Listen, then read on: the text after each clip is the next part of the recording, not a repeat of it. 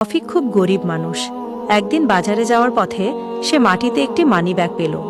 খুলে দেখে ভেতরে প্রচুর টাকা আর কাগজপত্র। মুহূর্তেই তার মনে শয়তান কুমন্ত্রণা দিল, এই টাকা থাকলে তো তোর দারিদ্রতা দূর হবে, ছেলে মেয়েদের অভাব থাকবে না। কিন্তু আবার মনে পড়ল, এটা তো আমার নয়। অন্যের হক ভোগ করলে আল্লাহর কাছে কি জবাব দেব? সে মানিব্যাগ নিয়ে থানায় গেল। সেখানে মানিব্যাগের মালিক মানিব্যাগ পেয়ে কান্নায় ভেঙে পড়ল।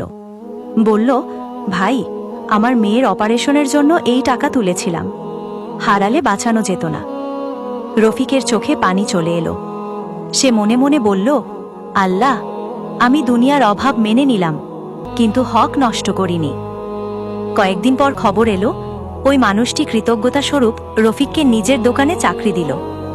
রফিক বুঝল, সততা দুনিয়ায় অভাব মেটায়, আখিরাতে জান্নাতের দরজা খুলে দেয়।